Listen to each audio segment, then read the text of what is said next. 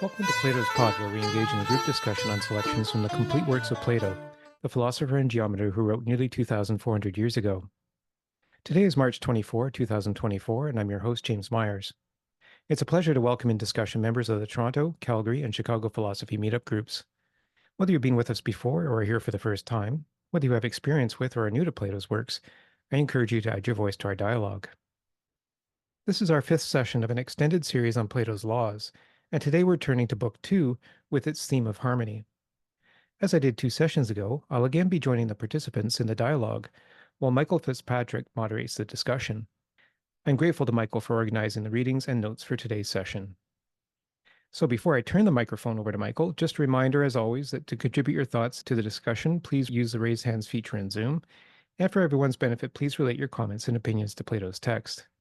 So that everyone has a chance to speak, Michael will call on you in the order that hands are raised, using first name only. Once we finish recording in 2 hours, we invite anyone who wishes to remain online for Plato's Cafe, a casual half-hour discussion on Plato or philosophy in general. So now over to you, Michael. I'm looking forward to seeing what we make of Book 2 of the Laws and to setting the stage for Book 3 in our next session, which will be in 3 weeks. So over to you, Michael. Okay, thanks so much, James. Today's discussion of the laws will focus on selections from Book 2. Please note that we just uploaded a version of the handout with slight corrections to the shared drive, so please make sure to download the latest copy when you have a moment. I want to start off by reading an excerpt from a modern-day Platonist, 20th century Harvard philosopher Alfred North Whitehead on the nature of education. The pupil's progress is often conceived as a uniform, steady advance, undifferentiated by change of type or alteration in pace. For example, a boy may be conceived as starting Latin at 10 years of age, and by a uniform progression steadily developing into a classical scholar at the age of 18 or 20. I hold that this conception of education is based upon a false psychology of the process of mental development, which has gravely hindered the effectiveness of our methods. Life is essentially periodic. It comprises daily periods with their alternations of work and play, of activity and of sleep, and seasonal periods which dictate our terms and our holidays, and also it is composed of well-marked yearly periods. These are the gross obvious periods which no one can overlook. But there are also subtler periods of mental growth with their cyclic recurrences, yet always different as we pass from cycle to cycle. The subordinate stages are reproduced in each cycle. That is why I've chosen the term rhythmic, as meaning essentially the conveyance of difference within a framework of repetition. Lack of attention to the rhythm and character of mental growth is the main source of wooden futility in education. The pupil's mind is a growing organism. On the one hand, it is not a box to be ruthlessly packed with alien ideas. And on the other hand, the ordered acquirement of knowledge is the natural food for a developing intelligence. Accordingly, it should be the aim of an ideally constructed education that the discipline should be the voluntary issue of free choice, and that the freedom should gain an enrichment of possibility as the issue of discipline. The two principles, freedom and discipline, are not antagonists, but should be so adjusted to the child's life that they correspond to a natural sway to and fro of the developing personality. End quote. As we know from the Republic and other writings, education was central to Plato's approach to building the good society. Whereas perhaps some Marxist theorists have seen violent revolution as the means to producing change, Plato's proposal was the much less violent approach of public education and virtue. The goal of a good society, he argues through his writings, but especially in the Gorgias and here in the Laws, is to help citizens to become good people, which means leading lives of happiness for themselves while service and neighborliness to each other. Plato worried it is often too late to start this work when people are adults. already with fully formed assumptions about the world. So, following the example of his mentor Socrates, he argues extensively for a society that, tongue-in-cheek, corrupts the youth, which of course is a play on the famous charge made against Socrates at his trial. Far from being an actual corruption, Plato thinks education is a liberation. By teaching the science of virtue as central to physical education and medicine, as well as the musical arts, theater, and dancing, the youth are given every opportunity to become better people and grow up to become leaders in a truly just society. The science of virtue as central to education formed the liberalis artis, or liberal arts, for 1500 years. It was only when Enlightenment thinkers decided that property was more important than persons, and that facts were value-free, that the science of virtue was eliminated from education, shortly followed by a liberal democratic theory that imagined a value-neutral state, as well as a separation between the priest and the magistrate. Together, these erased most notions that virtue should have any place in our politics or in our ethical education. Plato here has the Athenian argue that moral education should center on attuning pleasure and pain responses to be associated with goods in the case of pleasure and ills in the case of pain. He argues that the arts were given as a gift to humans to create pathways to attuning the soul in these ways that transcend the need for didactic, information-rich instruction. That doesn't, of course, supersede the need for information, but Plato here is articulating a more inclusive vision of education than he gave in the Republic, where he expected it would be hard to build an education system that included all citizens, since only some would have the nature and nurture for philosophical education. Here in the laws, he argues for a workaround that includes all people by employing the world's first theory of behavioral psychology to affect moral upbringing, even for those who can't follow information-rich propositions and ideas. Of course, this whole proposal is a threat to the regime of opinion, the idea that everyone is equally a good judge of what is good and ill. This extends to music, dancing, and theater, and Plato challenges the idea that what anyone thinks on those topics automatically counts. We find his views echoed centuries later in the sophisticated utilitarianism of John Stuart Mill in evaluating the difference between types of palates and tastes. In the end, Plato doubles down on his famous thesis from books 9 and 10 of the Republic and from the Gorgias, that the life of virtue will lead to the most pleasurable life. While pleasure is never the telos or aim of the good life, and never the justification for doing the right thing, nonetheless, Plato believes that if we want to be happy, we should strive to be good, and we should build social institutions that help people to flourish in goodness. I'm now going to turn to our first topic and reading. And I want to note that the passages I've selected really function to highlight the central ideas of Book 2. And therefore, I do not have any passages that directly get into the weeds of the very culturally sensitive discussions that Plato makes about dancing and so forth. But I want to encourage people who want to talk about those details to have Book 2 up in front of you so that you can refer us to any of those passages as you feel that they are relevant to our discussion. So even though they're not in the text here, please feel free to bring them into our conversation. Steve, I see a hand already. Is it okay to do the reading, or did you want to? I had a question on your opening statement. Okay, yeah, go ahead. So, you didn't provide a printout of that, correct? So there's No, a lot of broad. synopsis that we like to give at the beginning of this, just in case somebody only listens to the introduction and not to the rest of the discussion. Right, but it was pretty like you made a lot of broad generalizations there about, about the age of enlightenment, how that changed the whole system from virtue to non-virtue. And, I just think that,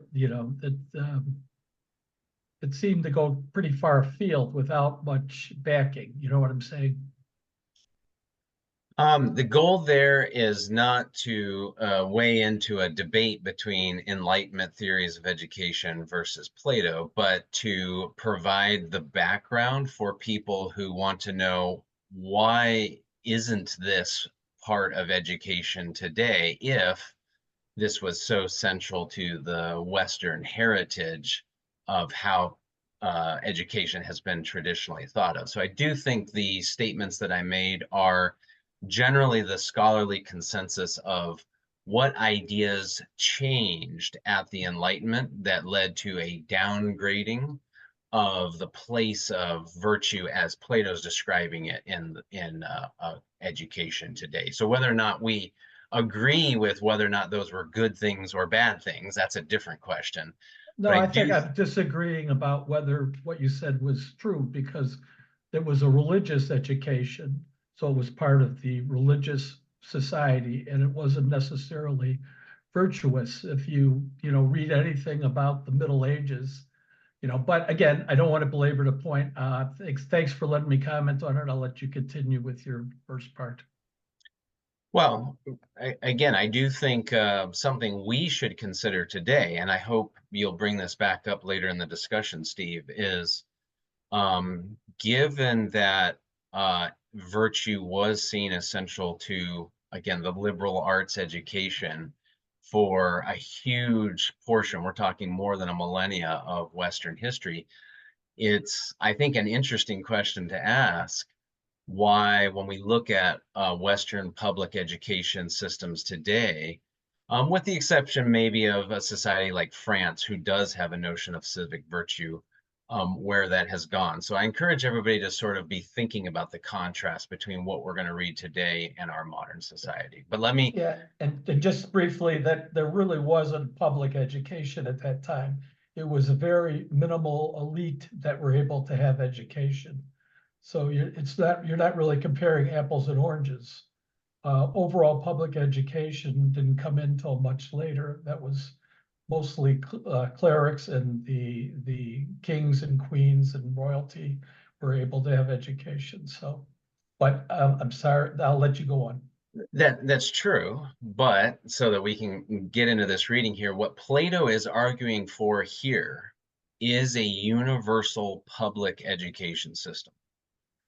That is an explicit statement of what he's putting forth here. So regardless of what we want to make about feudal societies in the Middle Ages, I do think the system of the laws, if we're here to understand Plato's text, we're going to see that he does think that a public education system should be instituted that includes all citizens, even the working class.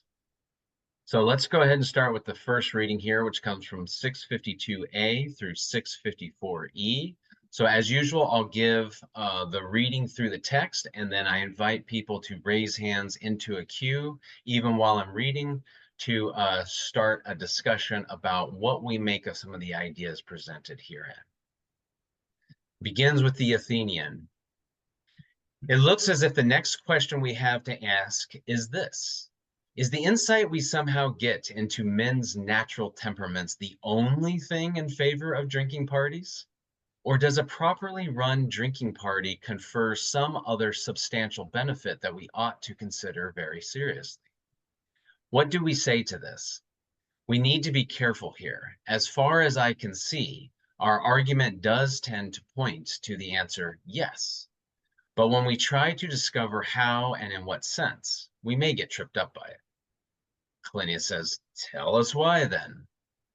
I want to think back over our definition of correct education, and to hazard the suggestion now that drinking parties are actually its safeguard, provided they are properly established and conducted on the right lines. Clinius, that's a large claim. The Athenian, I maintain that the earliest sensations that a child feels in infancy are of pleasure and pain. And this is the route by which virtue and vice first enter the soul. But for a man to acquire good judgment and unshakable correct opinions, however late in life, is a matter of good luck. A man who possessed them and all the benefits they entail is perfect. I call education the initial acquisition of virtue by the child, when the feelings of pleasure and affection, pain and hatred that well up in his soul are channeled in the right courses before he can understand the reason why.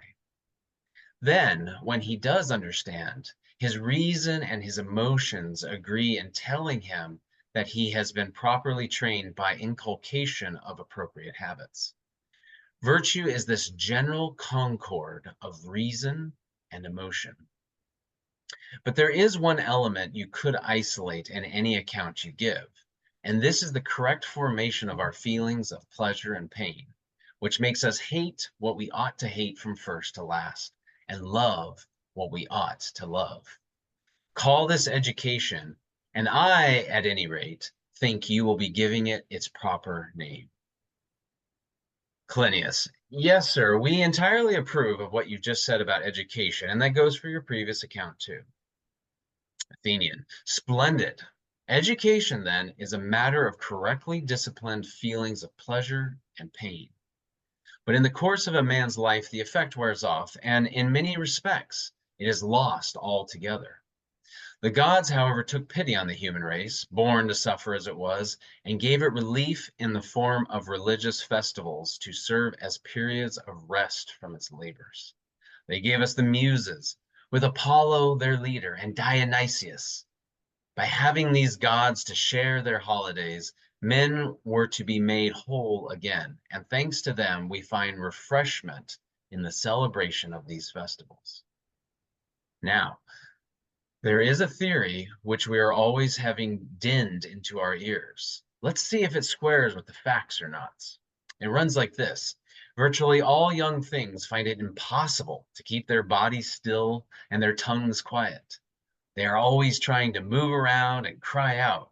Some jump and skip and do a kind of gleeful dance as they play with each other, while others produce all sorts of noises.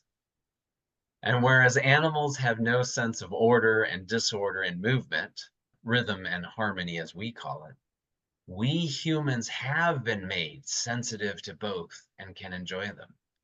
This is the gift of the same gods whom we said were given to us as companions in dancing. It is the device which enables them to be our chorus leaders and stimulate us to movement, making us combine to sing and dance. And as this naturally charms us, they invented the word chorus. And so we take it that this point is established. Can we assume that education comes originally from Apollo and the Muses or not? Clinius: yes. Athenian: so by an educated man, we shall mean a man who has not been trained to take part in a chorus, and we shall say that if a man has been sufficiently trained, he is educated? Naturally. And of course, a performance by a chorus is a combination of dancing and singing? Of course. And this means that the well-educated man will be able both to sing and dance well, so it seems. Now let's see what that word implies. What word? We say he sings well or he dances well, but we should expand this and say, provided he sings good songs and dances good dances, or not. Yes, we should expand it. Now then, take a man whose opinion about what is good is correct. It really is good. And likewise, in the case of the bad, it really is bad, and follows this judgment in practice. He may be able to represent by word and gesture, and with invariable success, his intellectual conception of what is good, even though he gets no pleasure from it and feels no hatred for what is bad. Another man may not be very good at keeping on the right lines when he uses his body and his voice to represent the good, or at trying to form some intellectual conception of it. But he may be very much on the right lines in his feelings of pleasure and pain. because he welcomes what is good and loathes what is bad. Which of these two will be the better educated musically and the more effective member of a chorus? Clinias. As far as education is concerned, sir, the second is infinitely superior. Athenian. So if the three of us grasp what goodness is in singing and dancing, we have also a sound criterion for distinguishing the educated man from the uneducated. If we fail to grasp it, we'll never be able to make up our minds whether a safeguard for education exists or where we ought to look for it. Isn't that so? Yes, it is. Okay, so I invite people to join the queue here to comment. And the question I want to lead off with, there's a lot in this passage. It's a very pregnant central passage to this text. So that's why I wanted to start with it. Is I want to sort of ask people to reflect on the way that Plato associates back at the beginning of this passage, the coordination of pleasure, desire, and goodness. So although he's primarily talking about pleasure and pain here, he does have this comment where he says, and this is the correct formation of our feelings of pleasure and pain, which makes us hate what we ought to hate and love what we ought to love. And we know from the Republic that this is referring to the desires within us, our appetites. So he's actually saying we use pleasure and pain to coordinate those appetites so that they aim at the things that we should love and the things that we should be repulsed by. So I'd be curious to know what people think of this sort of inaugural moral psychology as a foundation for developing a theory and philosophy of education. Phil, go ahead and start us off. Yeah, when I listen to this, I hear something that is probably true, but I hesitate somewhat because we know that as children grow up, we now know the neuropsychology that there's at first a mushroom growth of neurons in all directions, and all sorts of things happen, and that they naturally also, through experience, I don't know whether that begins at, 8 or 9 or so, they begin to prune away the bushes to, in a sense, channel it to a more productive relationship, in relationship to harmony with the environment they're in. And so I think that in neuropsychology, that's been proven to be correct, that there's a natural ability to also, I guess, prune the forest back to a manageable garden, so to speak. And what I'm wondering is to what degree that pruning needs to be helped or can be helped by education, by putting them in the environment with the right music and the right whatever poetry and gymnastics to, in a sense, help in the pruning back, which is natural. So this is not like an outside garden, the teacher going to pruning away these neurons, but in a sense, a sort of indoctrination, you could say, to help them sing in harmony with the pruning, and this is help. And I guess the question I have is to what degree that soft indoctrination is, in some sense, trying to manifest them in a sense to fit the narrative of the society, the structure, and therefore they become an instrument that makes the society better, and to what degree that help them to grow naturally, and that naturally fits into the society that becomes much more oriented to virtue and goodness. So I wonder because it could sound like it's an authoritarian system that in a sense make them into almost a mechanistic thing to fit within the chorus. And to what degree is do they just help them to naturally fit into the chorus, which is the city? So one is sort of like more authoritarian about using them as an instrument. The other one is to, in a sense, make them fit into it so they harmonize with the society for their own good, and vice versa. So that's a question because it could go both ways. I could see it being a hard kind of indoctrination, and the other one is more a softer educational opportunity rather than indoctrination. Yeah, That's it, yeah. Phil. No, I appreciate that, Phil. Those are good questions. And I I think that there is a sense in which Plato thinks, and I suspect I'm sympathetic to this myself, that there is no education that isn't some form of indoctrination. If you think about even in the 1950s, when the United States was sort of in a Cold War with the Soviet Union, there was a clear sense in which we have to teach people to prize the democratic way of life over this other opposing way of life. And so no matter what you're going to do, you're always going to be trying to raise the next generation to hold to the ideals that ground and orient a society. Now, I think your question is, but does this tend in an authoritarian direction here? And here I think we really do need to remember that the laws is imagined by Plato as embodying the work that is done after you've completed the philosophical education of the academy. And that means it presupposes the work that has been done in previous works. And so we know from the Republic that Plato thinks of an authoritarian system as the worst possible kind of system, because that's a system where people are just cogs in a machine that can be churned and used to benefit the elites and those in power.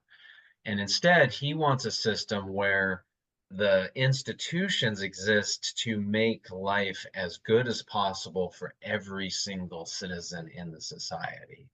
So if we turn around and see the system as aiming at the people themselves, the people who are being educated in this way, I think at least there's a question to ask of what would make that authoritarian if they are the end goal of the educational labor. But let's see what other people have to think about your questions and about the theory that has been raised by Plato's characters here. Darren, go ahead. Hey everyone. So yeah, this is a really great section of the text. I guess I'll just bring up some things that I liked about it just to highlight them. And I'll be interested in what other people think of these ideas too. Just quickly regarding just your previous exchange with Phil. In book 2, Plato, or the Athenian, does say that children are basically capable of being molded into everything or anything through education, which I just seems true, or almost anything, to even to quite extremes. So yeah, I just thought I'd throw that out there. Of course, whether it's going to be authoritarian or democratic or some other thing is another question. So regarding this section, I really like the definition of virtue here. I just think this is the right definition. So he says here, virtue is this general concord of reason and emotion. That seems right to me. And there are a lot of other philosophers who define virtue this way.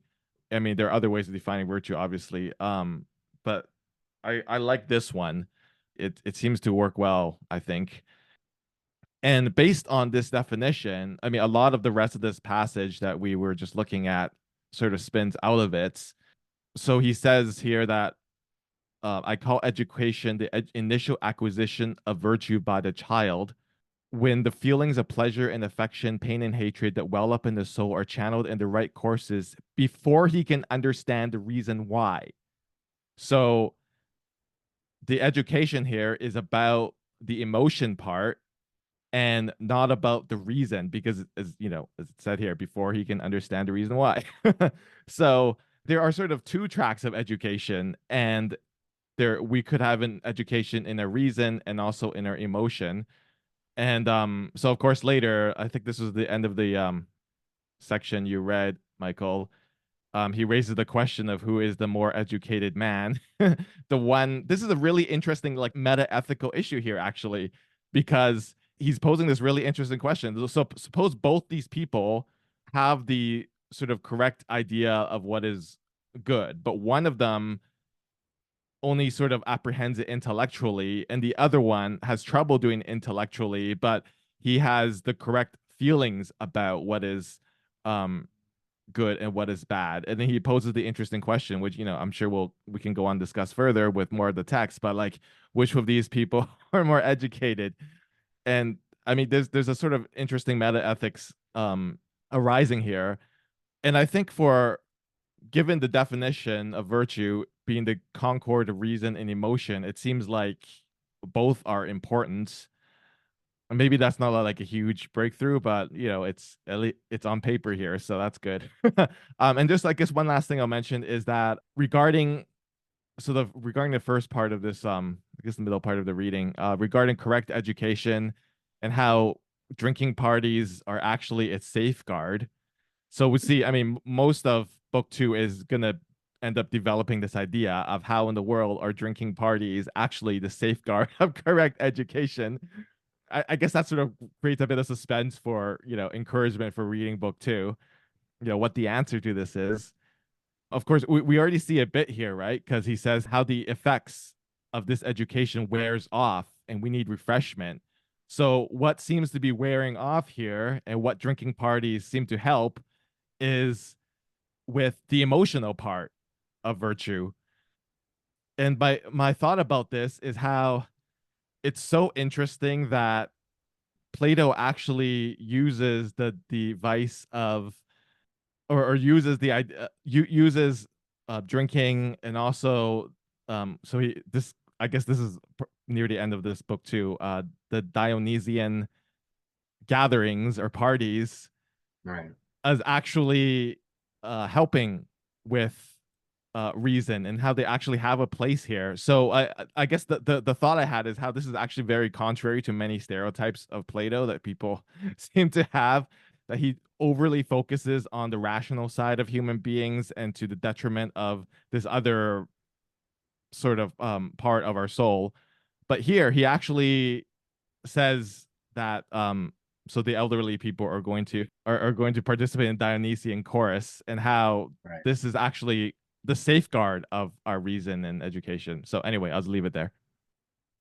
Right. Yeah. Thank you for that, Darren. And I do think that's one of the themes I at least want people to reflect on and really take as an interesting dimension, where I don't think Plato is renouncing anything from the Republic. He still thinks and will say later in the Laws that there is going to be a minority of people that are going to be able to engage in the full intellectual grasp of these ideas, much like he had the sort of philosophers guild in the Republic.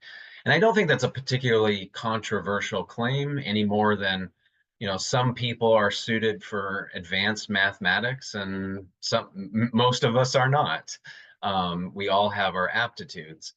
But what he's doing here is he's sort of taking advantage of the emotional side of human life to say we can generalize access to virtue and vice and education therein by using this other, not anti-intellectual, but just non-intellectual side of human psychology to open up the space of virtuous citizenry to everybody. And I think that is an addition to and a development and something that he has built upon the framework that he put forward in the Republic. James? Well, thanks. There's so much interesting stuff in this section, and I just wanted to say, you know, I agree with Darren. I really like that statement that virtue is this general concord of reason and emotion. And then you highlighted on the next page, that discussion about order and disorder and how, as humans, we are able to discern that. And I went back to the Timaeus, actually. I was looking at the Timaeus yesterday, and there's an interesting statement at 44a to 44b in the Timaeus, where Timaeus asserts that whenever a soul is bound within a mortal body, it at first lacks intelligence, but as the stream that brings growth and nourishment diminishes and the soul's orbits regain their composure, resume their proper courses, and establish themselves more and more with the passage of time, the revolutions are set straight to conform to the configuration each of those circles takes in its natural course. Then they correctly identify what is the same and what is the different, and render intelligent the persons who possess them. And I just wanted to bring that into the discussion because that's Plato's idea that the soul is at the center of the universe and the universe is spherical. So the soul has this kind of infinitely spherical potential to it, but it needs to harmonize. It needs to get its rotations in harmony. And I think there's really that interesting background here with the statement about understanding order, understanding the same and the different, which are, two of the 5 key forms from the sophist. And I think, the idea that education is bringing this sort of understanding, I think is very interesting. So I wanted to just highlight that. Thank you. Yeah, thanks, James. And I actually think your comments dovetail nicely with Darren's observation about how all of this is creating the safeguard for education in drinking parties, because the core idea here that I think is really interesting is that humans learn how to order their soul through music. And here we mean not only the listening or performance of music, but also interacting with music through dance. And as I was reading this, I was really thinking about a lot of cultures around the world, especially older cultures and more primitive cultures, where collective communal dance has been such a central part of the formation of their identity and their collective sense of what it means to be a good member of that society. Plato is really tapping into that. And I think you're right to note, James, that his love for mathematical order and mathematical beauty is showing up in his love of the order of musicality and the order of structured dance. And then he's allowing that to sort of flow into the penchant people have for these Dionysian type of festivals. And I think that's a really interesting set of connections.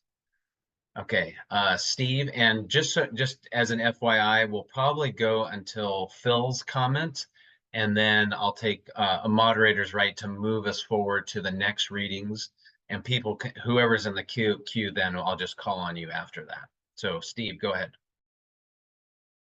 Just like on the idea of that drinking parties or communal dancing, you don't have to go back to ancient societies. You could just look at raves where people are doing ecstasy or just, any, large discotheque or rock concert, where people are, drinking a lot or doing a lot of drugs. It's, I don't see how the connection into expressing those parts, they can be valuable for a lot of reasons, but I don't see it as in the, communal gathering and virtuousness you can have, I guess, but it can also lead into a downward spiral very easily if you get too involved in doing those sort of activities. But I mainly wanted to agree with Phil that I think that this is very authoritarian, and I disagree with Michael's contention that Plato is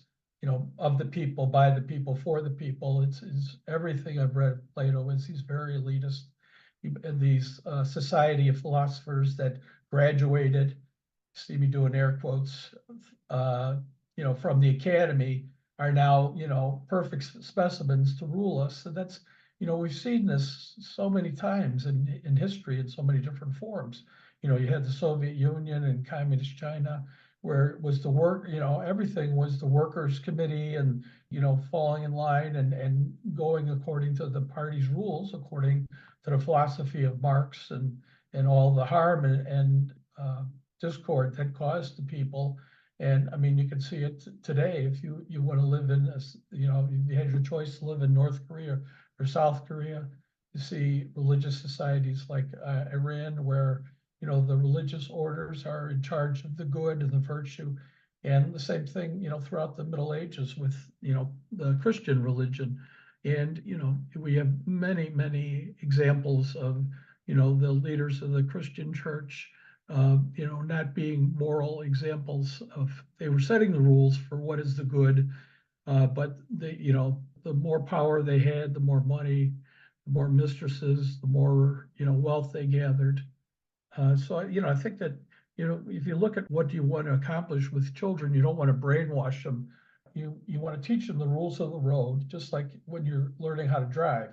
You have a society, and you have to teach people the rules of the road. You stay in line, you wait your turn to talk, you don't hit others. There's all these rules, but then it's not trying to brainwash them before they have reason. That as soon as they have, you want to build habits in them, for sure. But then as you want to develop critical thinking skills as they develop, so they can, well, why is it that you have to wait in line? Oh, because you do this, then this. Oh, okay, I can see how that could happen. But so those are my comments. Thanks. Oh, thanks, Steve. I appreciate that. I certainly appreciate that you're bringing the the skeptic of Plato's motivations and framework here. I think it's pretty clear from my introductory comments that I do read Plato differently.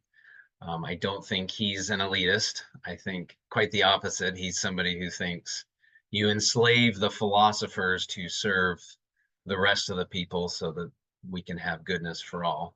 That's an interpretive difference. That's fine. The only thing I would add to your excellent comments about world history, about the history of religious rules in different time periods, is I hope we can have a comparable level of self-critique and reflection on our liberal democratic societies, where we have rampant poverty, wealth inequality, and lots of other evils and ills. But what I want to where are all people migrating to? They're all migrating to these terrible liberal democracies. Why does everybody want to get into these terrible liberal democracies that have so much injustice? Well, what I wanted to end with, though, is actually your first comment, because I was actually really glad you brought up the notion of raves and Woodstock rock concerts, because I actually think they're a nice contrast, or at least I wanted to ask Steve if you would take them to be a contrast to Plato's reimagining of the Dionysian festival here, because when I think of a rave, or when I think of Woodstock or something like that, I think of something that doesn't have structure, right? It's just you're chaotically moving your body. It's very wild and disorganized and intense. If anybody has seen, I think it's the second Matrix film, there's that very famous orgy type scene. I get the sense that's not the kind of vision that Plato has. He probably has something closer to like line dancing or something like that. But I was just curious if you or anyone else would sort of see that contrast. You Well, might put forth the I- idea that that's what's going on, but if these people are drinking for 24 hours, if you've drinking that long or anywhere, for 10 hours, there's no organized structure going on at that point. But go ahead, Terry.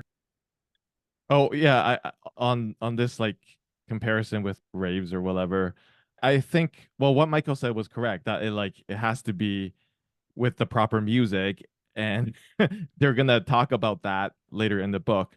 I think it should also be pointed out that these Dionysian parties with a lot of, with free flowing wine and all that, they're only available for like really, I think, those over like 50 or something. And it's precisely to balance out how they're sort of become like rigid in a way, spiritually or something. I don't exactly I don't remember exactly how it was put, but they're not available to the young, right? So like that's gonna be the picture, but by the end of book 2, which is the young are absolutely forbidden, like the children and like I think the teenagers are forbidden from drinking, and then young adults are allowed to drink moderately, and then it's the and then all And, the Dionysian chorus and is that would reserved for the be old people. and that would be the people who are primarily at the rave, right? Is the 20-year-olds, the spring break partiers or whatever. In our So, world, exactly, and that's why I appreciated Steve making that connection, because I don't think Dionysian festivals have disappeared at all. I think Steve did a good job of identifying where they show up in modern societies, but I do think that's different than, say, a bar mitzvah, where this is a deeply enculturated, very musical, very dance-centric practice that has a lot of structure and order and organization to it, that I think is very different than a rave and is closer to the kind of order that I think Plato is imagining. Brian and then Fred. Okay, I'll keep it brief here. So what I'm interested in is pleasure and how that's what we start with. I guess the first comment I want to make is that Nietzsche was looking for the musical Socrates. Nietzsche was he was critical of the rational Socrates, but he says, could there be a musical one? And I'm happy to find that we found the musical Socrates here in this dialogue with Dionysius and the Muses. But just in terms of a pedagogy, I like that we're starting with pleasure, because that is something that is taken as good, and also experientially or phenomenologically taken as good, and that it works realistically with kids that move around so much that they would want to dance as a way to work with pleasure, harmonize within their soul. But it's not just pleasure in the appetitive sense, because pleasure is interesting to me because it's also like beauty is pleasurable. And beauty is, in the Phaedrus, it's the part of the noetic that goes directly to the soul. You can see it. So if you're trying to harmonize the soul, beauty seems to be a good way to work with pleasure, because it's not just like sensation, like scratching your itch. So that seems like a good way. When we're talking about harmonizing reason and pleasure, it seems to leave out the spirited part. I guess we talked about the spirited part in the last one. We're weaving moderation and courage and talking about being brave enough not to succumb to drunkenness. So it's almost like sort of restraint is recast as spirited or courageous. But it seems like just taking those two poles, pleasure and reason, is good, and that we're moving around, harmonizing within ourselves. Maybe we'll come to love beauty through that, and maybe we'll want to know more about what is good from what we take as good through this process. It just seems nice to me as a starting point. Yeah, wonderful. And actually, I don't have really anything to add to that other than to say beauty is going to come up as an explicit central focus of this here in one of our upcoming passages. So we'll get to that shortly. Fred? 3 quick points. First, regarding education, the phrase here is that the inculcation of appropriate habits. So I think indoctrination is an overstatement here. It's inculcation is the right term, I think. And what's significant is the habits, because I think this foreshadows, for example, Aristotle, who, to roughly paraphrase, said that the way one becomes virtuous is by practicing virtue. So get the right habits and you're on the right path. Second, regarding drinking parties, I don't follow the tie-in here with his notions of education. Frankly, I'm disappointed in this book because I think we can all agree that the promotion and management of drinking parties is the most important philosophical issue of society. So, and he starts off in that direction, following on from book 1, But then he kind of drops the drinking parties. And he goes off into a tangent, talking about, education and virtue and the good. So I'm kind of hoping he gets back to drinking parties at some point. And third, regarding the Dionysian and examples of that in contemporary society, I would suggest that people look at the most important contemporary phenomenon in that area, and that is Taylor Swift. If you have seen her concerts, you quickly realize that people don't go to a Taylor Swift concert to hear her perform. They go to a Taylor Swift concert in order to shout at the top of their lungs the lyrics. I mean, it really is, if you look at it, the dancing and the singing, it really is a communal Dionysian festival. I think that's the prime example in contemporary society. That's all. Thanks. Wonderful, wonderful. Thanks, Fred, for that. And to summarize, Fred wants a little more drinking parties, maybe not as much philosophizing. I love that. But I really think your comment there is a serious one, which is I hadn't even thought of the Taylor Swift connection, but that's a really good connection to make, which is that a Taylor Swift concert really is about having a collective experience, right? It's a whole production in which everybody is sort of having this kind of mind meld around the lyrics and the music and the stage production and so forth. And I think the only thing I want to add to your comment is there's a sense in which Plato is sort of looking at the Taylor Swift-like experiences of his day and saying, hey, wouldn't a shrewd legislator make use of that rather than like trying to fight against the grain of how societies come together and form themselves? Why not see a Taylor Swift concert as an opportunity to inculcate, to use your word, to inculcate virtue? And I think that's, again, it's an interesting proposal. Just looking at time, I'm gonna move ahead to the next reading, but Phil, I will make sure to call on you first, and you can still make whatever comments you have on mine. So just keep your comments in front of you. We're staying within the same theme, so I'm sure they will still apply, but I want to make sure we get through these readings. So I'm going to do the next reading, and then I'll call on Phil and then Roger. And to start off this next reading, which again is on this theme of pleasure and pain as instruments of education, I just wanted to read this passage that I alluded to in my introduction from John Stuart Mill, which is very much a place in his text where he revises the utilitarian theory of Bentham, who is his teacher, in a more Platonic direction. So I want to just read this as a kind of prologue to the passage.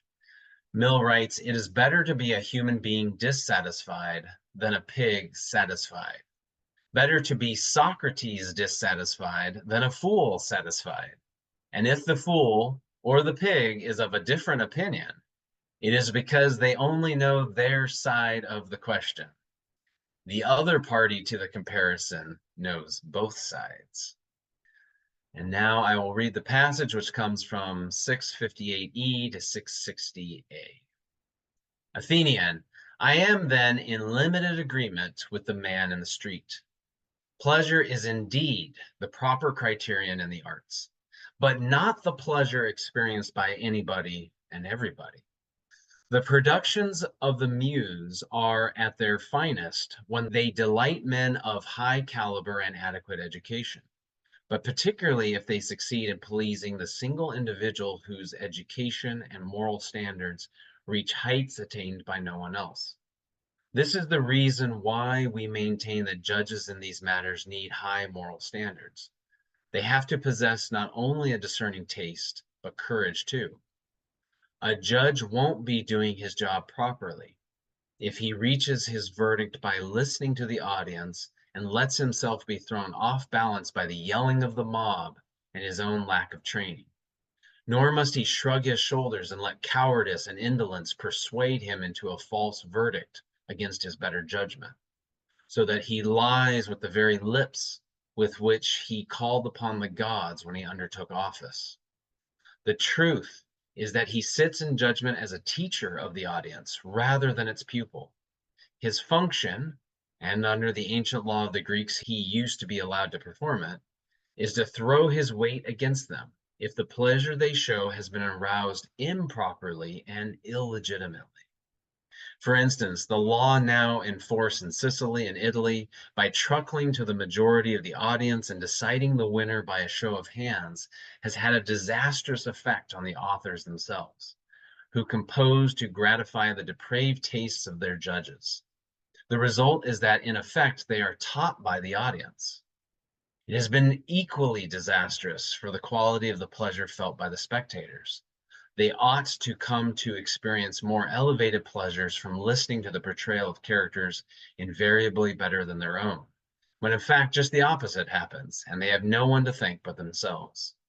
Well then, now that we have finished talking about all of that, what conclusion is indicated? Let's see if it isn't this. What? For the third or fourth time, I think, our discussion has come full circle. Once again, education has proved to be a process of attraction, of leading children to accept right principles as enunciated by the law and endorsed as genuinely correct by men who have high moral standards and are full of years and experience. The soul of the child has to be prevented from getting into the habit of feeling pleasure and pain in ways not sanctioned by the law, and those who have been persuaded to obey it, he should follow in their footsteps and find pleasure and pain in the same things as the old. This is why what we call songs, which are really charms for the soul, these are in fact deadly serious devices for producing this concord we are talking about. But the souls of the young cannot bear to be serious, so we use the terms recreation and song for the charms, and children treat them in that spirit. We have an analogy in the sick and the ailing. Those in charge of feeding them try to administer the proper diet in tasty foods and drinks, and offer them unwholesome items in revolting foods, so that the patients may get into the desirable habit of welcoming the one and loathing the other. That is just what the true legislator will persuade, or, failing persuasion, compel, the man with a creative flair to do with his grand and marvelous language, to compose correctly by portraying, and with appropriate choreography and musical setting, men who are moderate, courageous, and good in every way. And I just want to say as a quick comment to kind of open up the discussion, and then we'll hear what Phil and Roger may have already been thinking prior to this reading, is that Plato is here arguing for a hierarchy of goods and of pleasures. He thinks there is such a thing as base goods versus high pleasures, and he thinks some people have a better sense of taste and judgment on what those are. But I really want to draw attention to a modern analogy that might help us better understand why he thinks this. Notice that he makes his analogy at the end about when you need to give somebody their medicine, you put it in something sweet so that they'll associate that thing that's good for them as being a good thing because it's pleasurable to consume. And I think that's, I do that with my cats, when I need to give them medicine, I put it inside of a little gummy treat, and that helps them be willing to take it. So I think we still do those types of modern tactics. But I wanted to make another analogy, which is when he talks at the beginning about the highborn man who is making judgments against the mob as to what is good art, basically.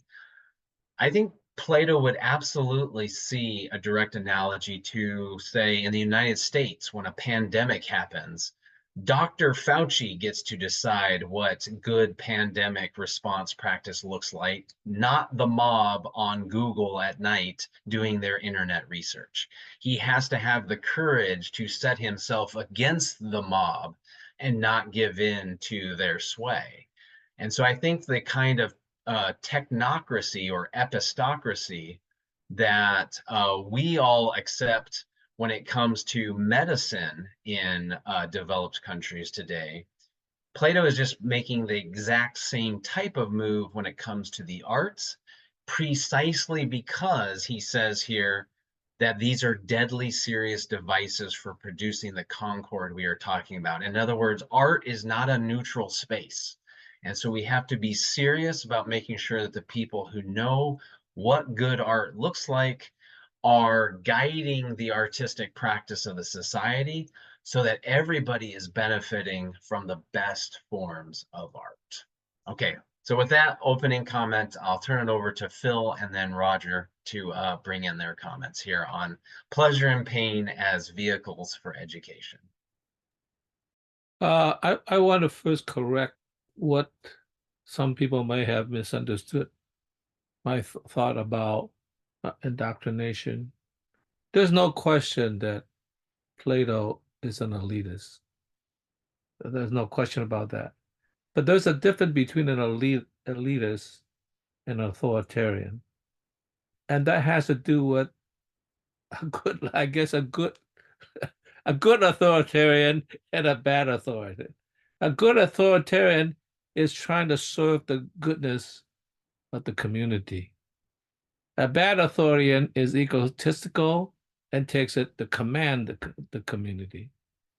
So, and many have said that democracy is the best of the worst possibilities because we're afraid of the bad authoritarian as well as the bad aristocracy because they have overwhelming power. Whereas at least in a democracy, in a liberal democracy, that guards against it and is distributed. But nonetheless, it would be good to have an elitist serving a democracy as well. So I want to make that clear. So I do not have, I guess, criticism of elitism as long as put in good service. The second thing I want to talk about is a question I had to ask about the drinking party, which is sort of interesting. I've been thinking about this. And it seemed like, how should I put it? You know, Plato has talked about the tripartite soul, you know, the appetites and the spirit, you know, and reason. And it seems to me through proper education, he seemed to have elevated the spirit into an order that needs to be impartial and governing because it is a form of intellect on its own, sort of. And what that does is he almost has, because he started out with, I guess, pleasure and pain, which is seems like appetite, you know, like ice cream cone is pleasure, you know, something that's bitter maybe is pain. And he almost see because the tripartite soul, he has the charioteer governing the two horses, right? And it almost seems like the horse that represents appetite is either been dismissed or it's being sort of controlled by the spirited horse, you know, of I guess emotions. And that's kind of important that he had those two. He didn't also like, well, I'll get rid of both horses. I'll just do it on my own as a charioteer. Then you're just a foot soldier. It almost seems like that's the relationship between, I guess, intellect and also being grounded in the activity you're doing. So it almost seems like he's trying to make a bridge between, I guess, what you might call the forms and the existential world, you know, which is sort of interesting. And that's the harmony that he wants to produce, because I think what he holds even higher than even intellect is wisdom. Because wisdom is connecting the intellect with being grounded in existence. And I think that that's why the drinking party, because at first when I heard about the drinking party, that's God, you know, that sounds like appetite, you know, because the drinking party has been an educated drinking party. which obey some degree of harmony rather than just pure expression in appetite and chaos. So that's kind of interesting that he has elevated what we might call this sort of hierarchy in which he brought the spirit, because to be grounded Right. is to make a fusion between the two, and which is existing in the world rather than just pure ideas. So I Yeah. think that's very interesting. I just wish we have leaders that has the ability to have that both of those aspects and be the lead democracy rather than in a sense just be part of the population itself. So I have nothing against elitism as long as it's done in the right way in service to the community. That's it, Phil. Well said, Phil. Thank you for that. Those were excellent comments. When I teach Plato to my students, I have adopted a kind of pithy catchphrase that if we're going to call Plato an elitist, and I like the way you qualified that, he's an elitist who believes in elitism for all, which is, an ironic kind of phrasing. But the idea here is, again, if we think about my medical analogy, right, we are elitists about medicine. We think physicians and epidemiologists know more and are more correct in their judgment about good medical practice than other people. And that's a form of elitism. And we think that's a good thing because we're allowing the people who have specialized in the requisite disciplines to speak authoritatively on those. And in that same exact sense, yes, Plato is an elitist when it comes to the arts here. But again, your point now about good leaders and so forth is, what is the aim here? Is it so that the critic can puff themselves up, show that they're superior to everybody, put them under their thumb? Or is it so that the critic can say, hey, I'm here to teach what is good art to everybody else, so that good art can be enjoyed by all, and through that good art, we can learn together. And I just want to thank Phil for, again, showing how previous Platonic dialogues are working in the background of the laws. The tripart model of the soul is absolutely in the background here. And so if we think of pain, pleasure responses as corresponding to the spirited part of the soul, he is absolutely talking about how reason can use the spirited part of the soul to corral the appetites in a good direction. So I at least want to concur with your reading of how to connect the model in the Phaedrus, which is where that charioteer image comes from, to what's happening here in the laws.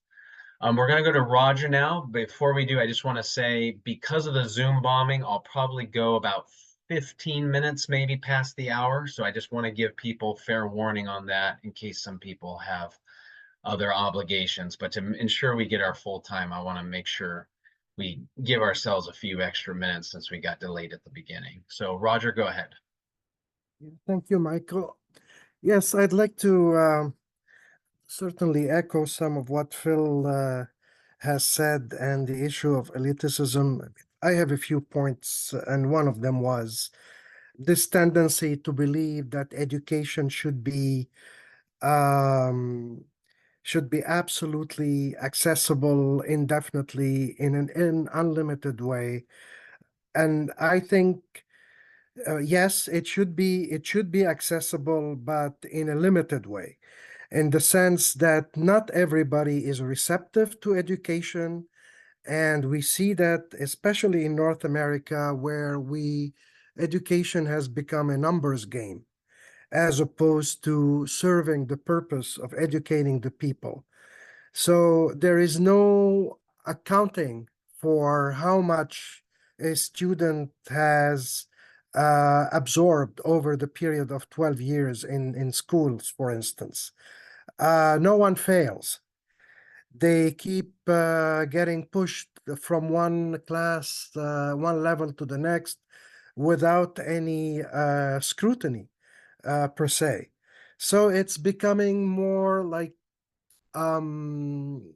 it's still elitist, So at the end of the day, it is elitist, but we are hypocritically saying it's not, because at the end of the day, only a small minority of individuals would have benefited truly from that system, whereas the others have just been forced to be on the benches for 12 years, but then it's almost as if they didn't go through school. So there has to be a better way of inculcating whatever we need to inculcate for those who need it and who want it, and for those who do not. And by failing our school, I mean our students, we would be restoring some of that scrutiny that's needed and perhaps improve the situation. So this is my take on elitism in an indirect way, perhaps. Oh, Now, wonderful. going back to the issue of indoctrination, and when I hear that, that students in China, in Iran, and other, let's call them dictatorships, we're not going to shy away from that, are indoctrinated, while in the US we're not, or Canada for that matter, well, that's a joke. We are indoctrinated. We are indoctrinated because we already see, when we judge other countries in an ignorant way by doing the China bashing, the Iran bashing, the Soviet Union bashing, that Ronald Reagan has emphasized over and over in practically in every speech that I remember as being the enemy. This is indoctrination by vilifying other countries and the way we have led the wars and as heroes, and the others are the villains.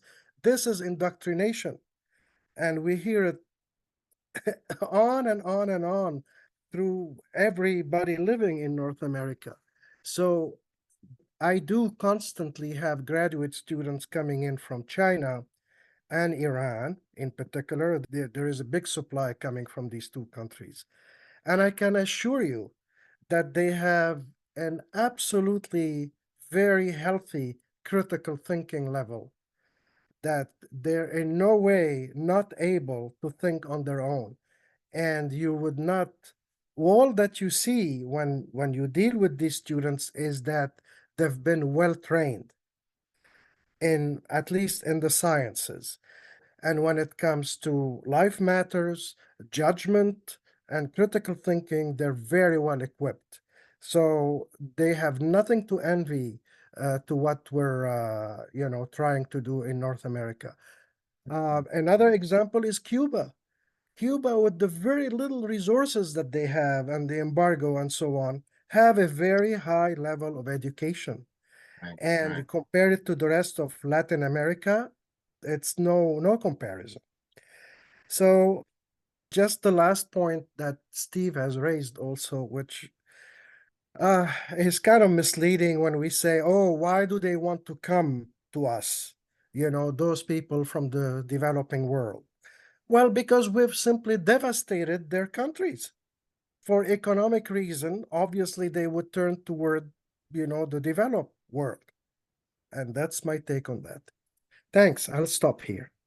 I appreciate that, Roger, and I appreciate your. I think you have made a lot of comments, but I really want to highlight what I think is your most important point as relates to Plato, which is Plato very much thinks that inculcation, indoctrination, whatever we want to call it, is going to happen no matter what. In his day, the people that he was worried about were the sophists. And so his view was either the sophists are going to get the youth or the philosophers can get the youth, but somebody's going to get them. There are no neutral doctrine-free spaces. And so we should inculcate people towards what is good and not towards what is, promoting wealth accumulation or promoting authoritarianism or promoting domination or excluding people from their share in the common good. And so I think it is worth asking ourselves, if somebody is always doing the indoctrination, and of course this brings back Plato's famous allegory of the cave, right? That we live in societies where the powerful elites are projecting shadows on a cave to the rest of us who are chained to our seats and can't look at anything else. If that's like the situation, we should ask, what are the shadows of our day and our time? And I think Roger gave his opinion on what some of those shadows might be. I'm sure others might identify different shadows. I think the important thing is that there are shadows that we have been sold. And I think Plato is trying to articulate a vision of education that says, what if we brought people out into the sunlight? Steve? Uh, I could agree with a lot of what you just said, but to your earlier comments about you made the comparison between the arts and science, I think that's a false equivalence. And actually, you used that example twice, and then you used it again for comparing the government anarchy and the elitist with government scientists.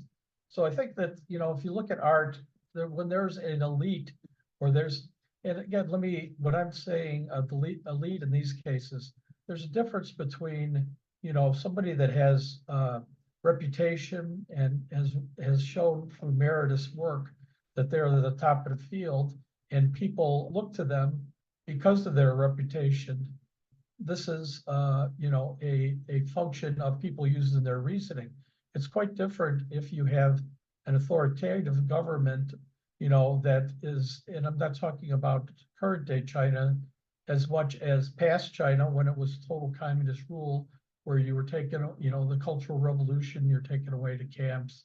Soviet Union at the times where, there was no free expression and the government was controlling, and you see the Soviet art for that period, it was very structured and limited. But if you look at art, it's always the revolutionaries that are changing art, the Impressionists, Picasso, modern art, rock, jazz.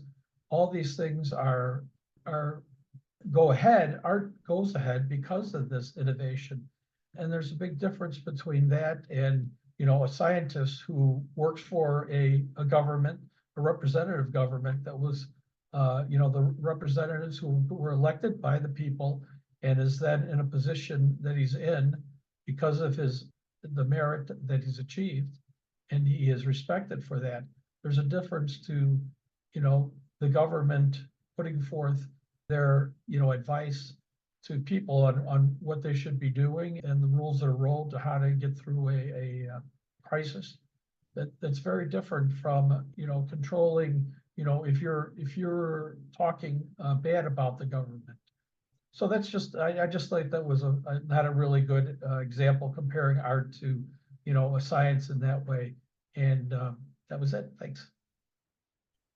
I appreciate that, Steve. And this is a controversial point. I don't want to shy away from what Steve is saying, because it is, I would say, probably the dominant modern attitude that, when you go to a university like mine, the humanities department and the sciences departments are worlds apart, and we shouldn't be drawing analogies between them because their methods, practices, and so forth are wildly different from each other. So I do think your point is valuable here, because Plato is saying something that was shocking in his context and is shocking in our context, which is he does think there is a technocracy to the arts that is comparable to, medicine was really the only quasi-science of any kind that he had in his day.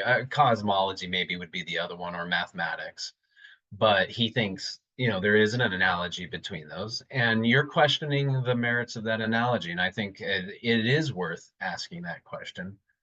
I suppose what I would say is, on the one hand, I would say we do have the National Endowment of the Humanities here in the United States. So we do have government bureaucrats who actually play a major role in judging and funding the production of the arts in this country. And when you think about, say, the kind of art that is produced for PBS, people are thinking about what kind of art would be edifying. That is, what kind of art would promote a kind of civic virtue? And I think Plato is certainly advocating for something more robust than that. I don't think there's an exact equivalence there. But I do think that the difference between a Dr. Fauci and the board that works for the National Endowment of the Humanities is not as radically different as we sometimes treat them, or at least that is the kind of hypothesis I want us to explore as a way of drawing a connection between our context and this admittedly controversial proposal that Plato is making. Okay, let's go ahead and move on to our next theme here. The second, I think, major theme that I see in this book is Plato opposing a perspectivalism of good and evil. And this will really, I think, get us to the heart of Plato's vision here. I'm not going to read this, but I want to note I have a little insert on the handout from the Cratylus that, again, shows how Plato is developing earlier themes from his pedagogical dialogues into the laws here. So this is not something that is new, but it is how he decides to develop it here in the laws. So I'm going to read the section from the laws now, which comes from 660E to 663D. Starts with the Athenian. Now then, let's make sure we understand each other in this business. The essence of the entire cultural education of your countries, remember that's Sparta and Crete, is surely this: you oblige your poets to say that the good man, because he is temperate and just, enjoys good fortune and is happy, no matter whether he is big or strong, small or weak, or rich or poor, and that even if he is richer than Midas or Cinyras and has not justice, he is a wretch and lives a life of misery. I'd not mention a man, says your poet, and how right he is, and I'd take no account of him, even if all his actions and possessions were what people commonly call good, if he were without justice. Nor even if, with a character like that, he attacked at close combat with the foe. If he is unjust, I wouldn't want him to stand the sight of bloody butchery, nor outdo in speed the north wind of Thrace, nor ever achieve any of the things that are generally said to be good. You see, these things men usually call good are misnamed. It is commonly said that health comes first, beauty second, and wealth third. The list goes on indefinitely. Keen sight and hearing, an acute perception of all the objects of sensation, being a dictator and doing whatever you like, and the seventh heaven is supposed to be reached when one has achieved all this and is made immortal without further ado. You and I, presumably, hold that all these things are possessions of great value to the just and pious, but that to the unjust they are accursed, every one of them, from health all the way down the list. Seeing, hearing, sensation, and simply being alive are great evils if, in spite of having all these so-called good things, a man gains immortality without justice and virtue in general. But if he survives for only the briefest possible time, the evil is less. I imagine you will persuade or compel the authors in your states to embody this doctrine of mine in the words, rhythms, and harmonies they produce for the education of your youth. Isn't that right? Look here. Now, my position is quite clear. Although so-called evils are in fact evil for the just, they are good for the unjust. And so-called goods, while genuinely good for the good, are evils for the wicked. Let me ask the same question as before. Are you and I in agreement or not? Clinias, in some ways I think we are, but certainly not in others. Athenian, I expect this is where I sound implausible. Suppose a man were to enjoy health and wealth and permanent absolute power, and if you like, I'll give him enormous strength and courage as well, and exempt him from death and all the other evils, as people call them. But suppose he had in him nothing but injustice and insolence. It is obvious, I maintain, that his life is wretchedly unhappy.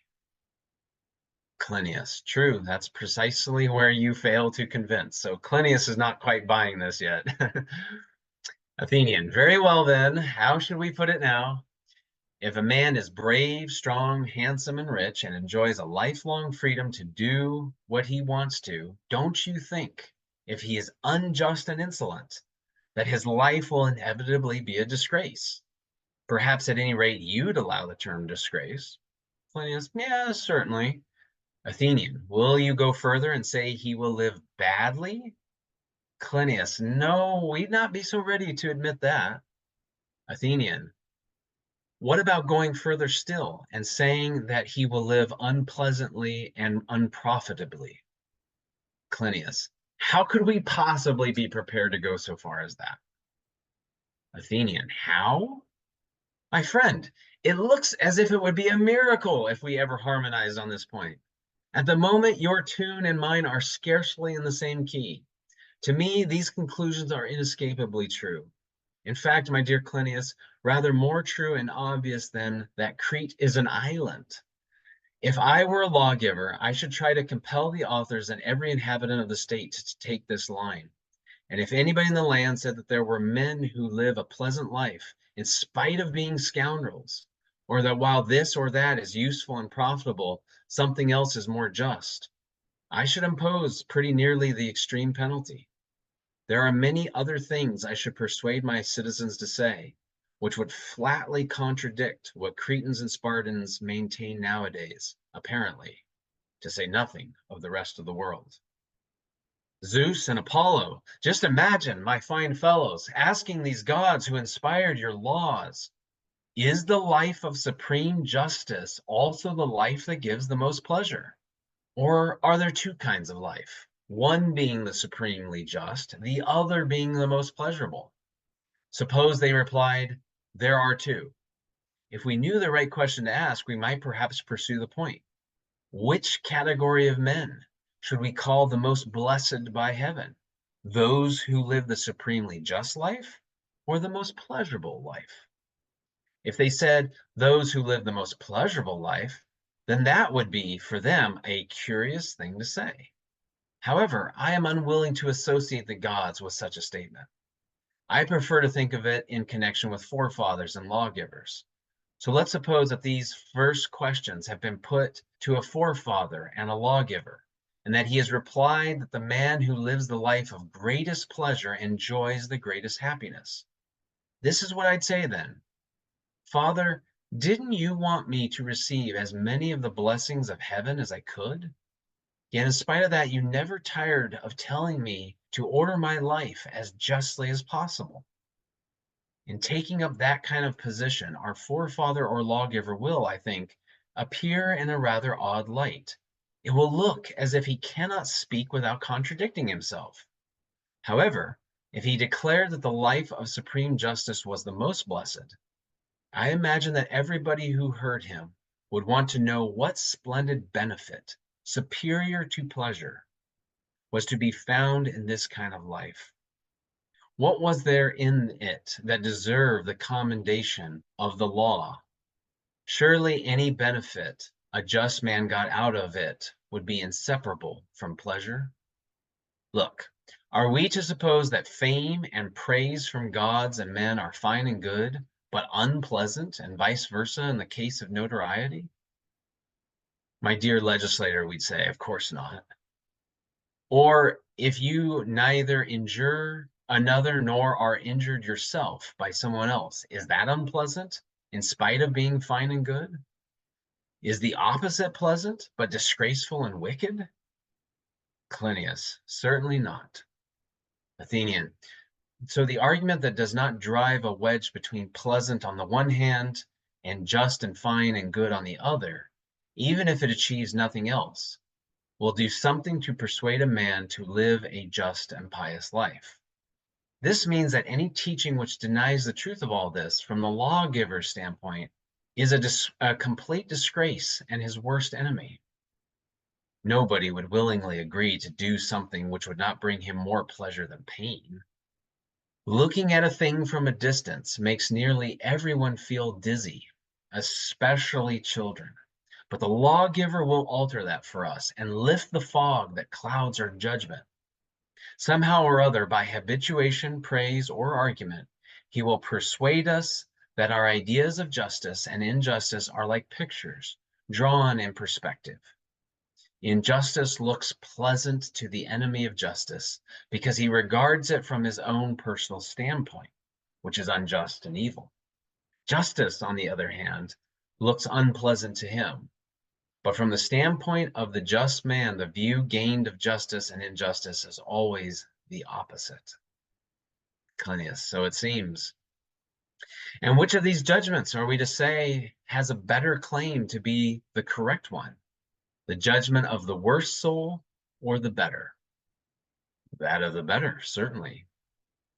Then it is equally certain that the unjust life is not only more shocking and disgraceful, but also, in fact, less pleasant than the just and holy. On this argument, my friends, it certainly looks like it. So that's the conclusion of our reading there. And I just want to highlight here two quick things. And then again, I want to open it up for comments. The first is, if some of this is sounding familiar, like an argument in the Gorgias or the Republic, it is. This is a synopsis, a heavily condensed gesturing towards those fuller arguments. So what Plato is doing here is he's presupposing the work that he has done in the previous dialogues. He's bringing it into this condensed form to really highlight the politically salient places where those earlier conclusions that have been drawn in longer arguments are going to be relevant. And the second thing I want to highlight here is the reason why I called this being against perspectivalism, because perspective is the metaphor that Plato makes use of here. This idea that things look different at various distances, or in a fog, we get the perceptual distortion of a fog, that in the same way our judgment about what is good and evil, about what is pleasurable or painful, is distorted by the vantage point from where we are looking, whether we are wicked or good in ourselves. And just for a little philosophical trivia, one of the philosophers who would come after Plato who takes up this idea is, of course, Soren Kierkegaard, who has this idea that the hedonist can't see the merits of the ethical life, but the ethical person can, because of the differences in the vantage point from which they look. So with that, I'll open it up now for comments, reactions people have to this idea that we are not always perfect judges of what is good and evil and what is pleasurable and painful. James? Yeah, it's a really interesting commentary on time, I guess, too, because there is talk in book 2 about how, and it goes on in book 3 as well, about how our ability to process these images or representations that we live in. So we're in this realm of being, or sorry, we're in the realm of becoming, where everything is kind of a representation, nothing is. And we're to understand what these representations are and how we respond to them. But that takes some time, and it takes some maturity and some wisdom to be able to handle that. And so I really like the idea that the person who possesses the broadest perspective, I think, is the person who is going to see through those shadows on the walls, on the wall that you talked about earlier, and really understand the sequences of cause and effect that come into play in making those things appear as they are. And this is where I think, especially with those who don't have that experience, then they will maybe judge improperly and judge the things that are bad as being good without really thinking that far in time as to the consequences. So time and memory is a big theme of book 3. And so I really like the way that this is leading into that, and understanding that perspective is not just a momentary thing. It's something that is really born of time. Thank you. Oh, that's wonderful, James. And that actually gives me an opportunity to explain a little more why I chose a passage from Alfred North Whitehead to open our theme here. Whitehead is famously known as the philosopher of process. And Whitehead was a Platonist, and it was precisely because he recognized, as you have here, James, that Plato really is recognizing the role of becoming in the the formation of the virtuous and good life. And so this is not the kind of thing where to compare it with the voluntarist alternative where we just choose to be good and voila, we're good, just like by magic. That no, this comes through habituation, process, good teachers, good community, and I would say good books like the dialogues. So process is definitely going to be central here. The other thing I want your comment made me think of that would have made a good footnote if I had thought about it earlier for the handout at this point is this reference to perspectivalism for those who are working on their Plato bingo card is a tacit reference to Protagoras, which is why I opened with the Cratylus excerpt on the handout. In the Theaetetus, we get a long analysis of Protagoras's idea that perceptual relativity is the basis for belief and truth, and Plato very much opposes that. But here we see that that epistemic view that he has about perspective shaping our belief, he has the exact same critique of that kind of perspectivalism when it comes to ethics and politics. So the critique of Protagoras is not narrowly limited to just this epistemic theme, but it also ties into the entire whole of Plato's work. And that's why I sort of said the Protagorean theme that man is the measure of all things is always the thing that Plato is working against in whatever he's writing. And I think we're seeing that here. Any other comments to jump in here before we move on to the next passage? Yeah, Steve. Almost no comment until your last sentence. And I'm glad I said it. Yeah, I mean, perspectivism and, you know, man being the measure of all things, and Plato, if I got you correctly, you said Plato is working against that constantly, that idea. But our perspective is all we have to measure because we are humans. So like our perspective of in looking far into the past, dizzy, you know, getting dizzy, looking back at Plato and everybody, we would all consider all of them immoral for having slaves and treating women the way they did in their society. I mean, that's our, you know, I'm not saying that, you know, in their times, they were probably more moral than the other people in their times, but, you know, it's not a thing that's the good is not something that's just locked in the, you know, the sphere of the universe or the center of the universe. It changes with perspective. So we have a different perspective about that. And the only way we have to do that is by measuring it. And, you know, it can't be you know, there's all sorts of problems with cognitive bias and self-deception and tribalism and all sorts of problems. But, you know, the reasoning and the emotional empathy, you know, for, you know, other people is something that, you know, I think is ingrained in us. It's, you know, we can look at it from the perspective of we're a social species, we're primates.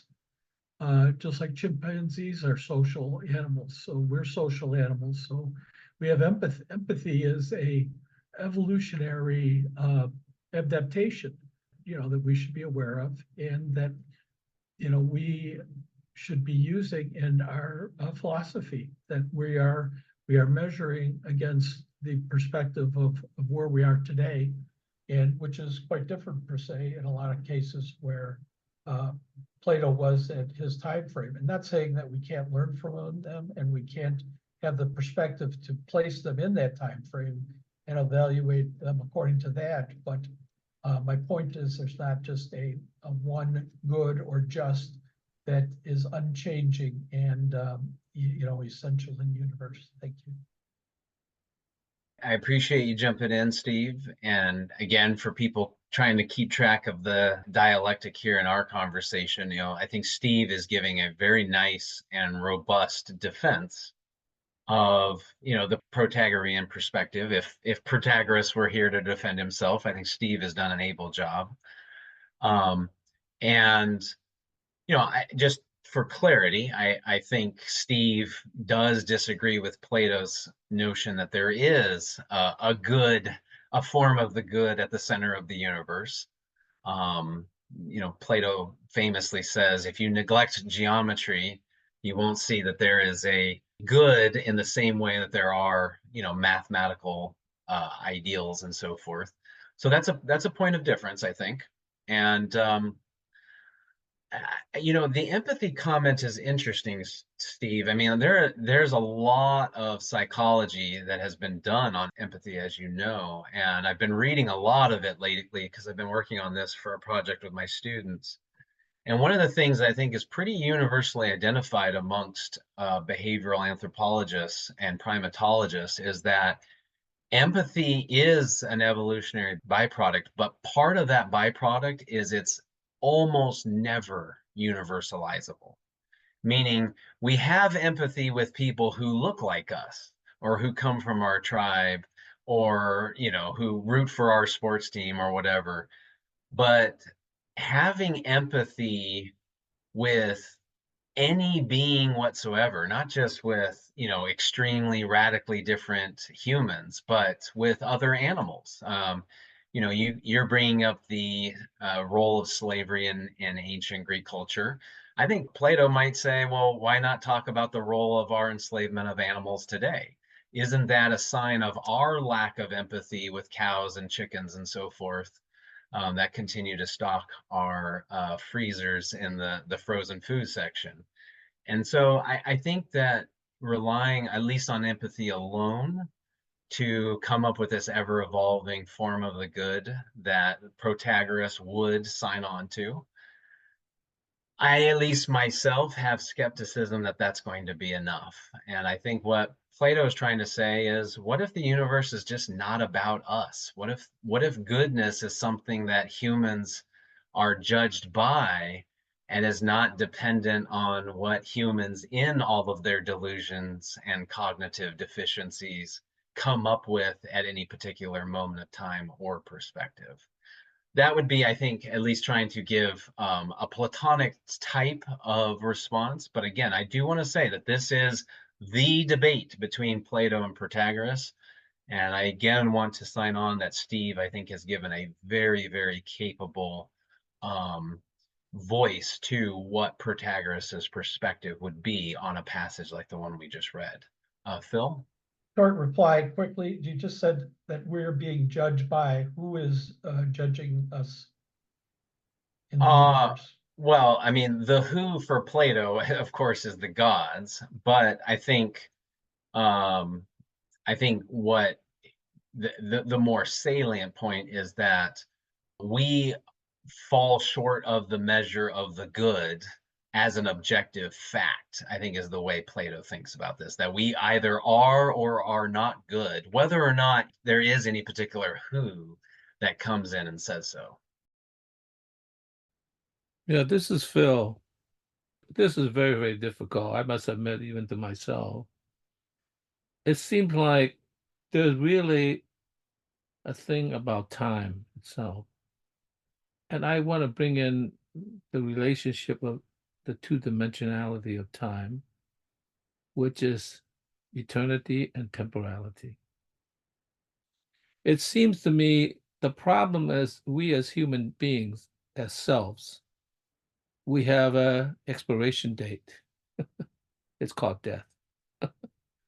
So we necessarily are thrown into a perspective that is informed by our existence that is terminal, is temporary.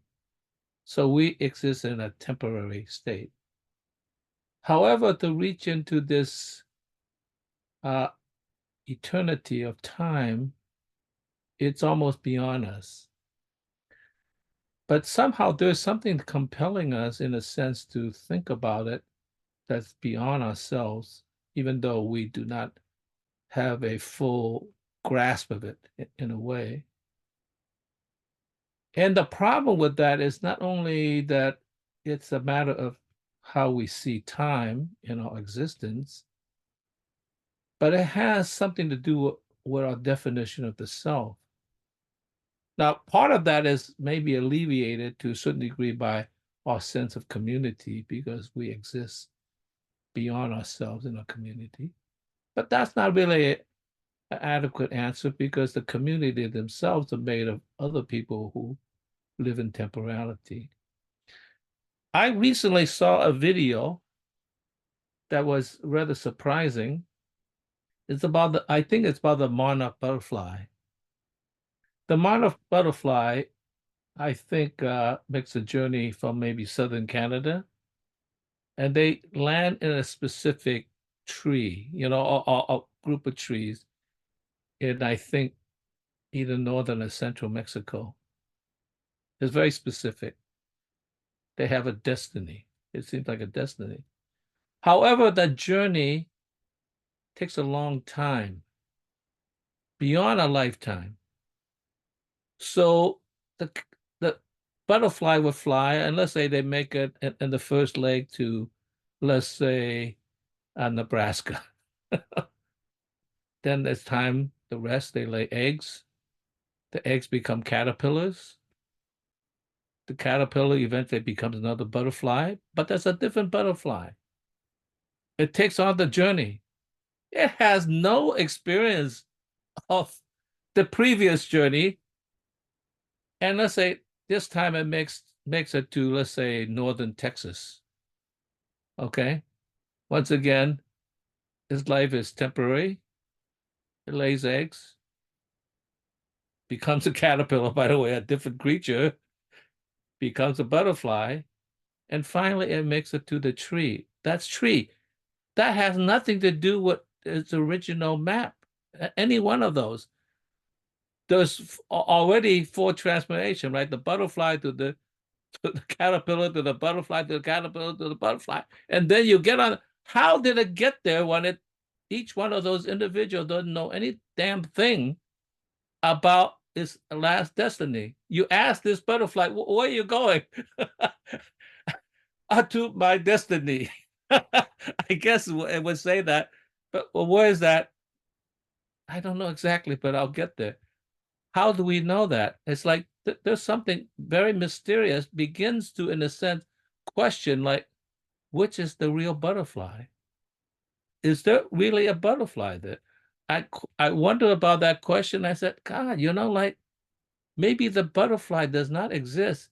It's a series of butterflies. That's what the existence is about.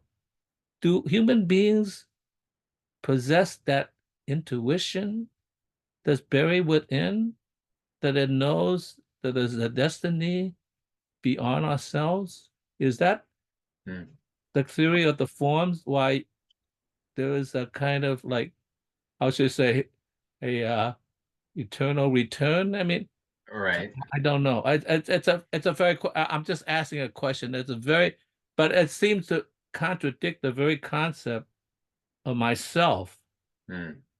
Who am I? You see, am I just a relay to my destiny? I'm leaving that as a question because it's beyond me to answer that. That's it. We've caused an existential crisis in Phil. Oh dear. No, that's wonderful, Phil. And I'll just say, it doesn't come up to my recall in the laws, but Plato, of course, famously has the doctrine of recollection, that the soul. That's what I was soul, thinking about recollection. Yeah. And so I think it is worth, wondering exactly what role, we know the immortality of the soul into the future plays a role in the laws. It's worth asking exactly how his theories about education with respect to recollection in other dialogues is intersecting with his theories in this dialogue. By the I way, don't have anything- I even left out the fact that now the butterfly has to go back to Canada. I mean, like, this goes on. Very nice, very nice. Darren, and then I'm going to move to our what will end up being, I think, our last reading. All right. So I want to comment on this section we just read together. So there's a lot in it that's very much like Kant, when the Athenian says here that seeing, hearing, sensation, and simply being alive are great evils. If in spite of having all these so-called good things, a man gains immortality without justice and virtue. But if he survives for only the briefest possible time, the evil is actually less. And then he also says here, although so-called evils are in fact evil for the just, they are good for the unjust. And so-called goods, while genuinely good for the good, are evils for the wicked. So this is very much like Kant, in that Kant says that there is nothing unconditionally good in the world except a goodwill. Even, Kant goes so far as to say that even a lot of so-called virtues like moderation, although in many cases good, he says that in a I forget exact thing he says. Sorry, I'm just like trying to find this right now. Oh, right. So he says, in the coolness of a scoundrel, action makes him not only far more dangerous, but also immediately more abominable in their eyes than we would have taken him to be without it. So, okay, so there's a lot here that's like Kant, I think, in that there's nothing really that's unconditionally good except the good or the goodwill itself. However, well, just a quick comment about that, which is, so I think in this section, so we saw the virtue was the concord of emotion and reason, or feeling and reason. And here, I mean, this section very much is tapping into the reason part. We're getting into the thing that our feelings and emotions have to conform to. So this is about this other track that we must have. However, Plato does go beyond Kant, though. So where he goes beyond Kant is this thesis that Clinias finds incredible, and then which I think people today continue, to find incredible and are rather skeptical about, which is that being this just good person will necessarily make you the happiest person. And so even in the drama of the dialogue itself, we see the incredibleness of this thesis come through, because Clinias just resists it multiple times. It's like, oh, I can't go, I'll follow you with all that stuff about, nothing unconditionally good except, the good itself. Okay, I can go that far. But once you take that further step, saying that this being that good person will necessarily make you happy, that's where Clinias keeps resisting.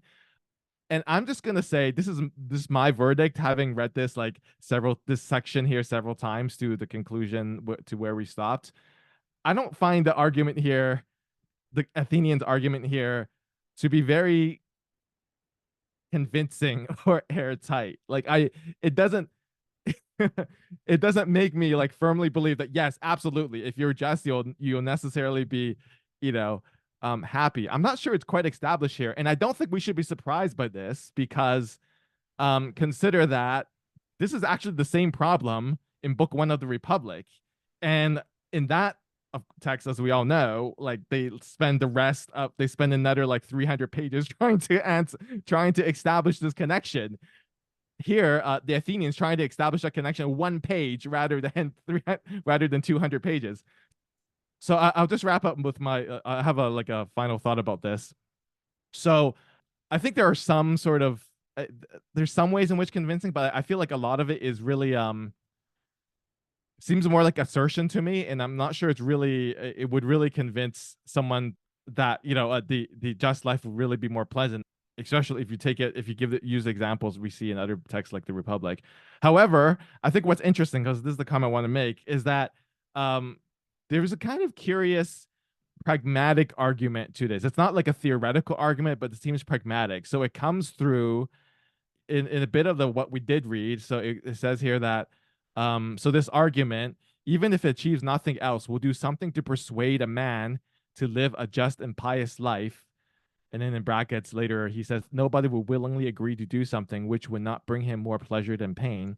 But then he says later on, so this comes just right. I just want to read this one paragraph, which I feel is like kind of weird. It comes right after where we stopped. And the Athenian says here, the short paragraph, but just suppose that the truth had been different from what the argument had now shown it to be, and that a lawgiver, even a mediocre one, had been sufficiently bold in the interest of the young to tell them a lie. Could he have told a more useful lie than this, or one more effective in making everyone practice justice in everything they do willingly and without pressure? And of course, they say yes. So there's a noble lie argument here. So I think it's interesting. So in sum, I think it's interesting that, so this is a very difficult thing to prove or show. And I'm not sure like it's really airtight here. But then in conclusion, they seem to just settle for like, this is a very useful argument to have. Even if we can't establish it theoretically to be true, at least that you'll necessarily be happiest if you're just, at least, it would be good for the state to have this be the doctrine of the state. So I just think that's a little bit of a curious point. So anyway, that's my thoughts. Those are my thoughts.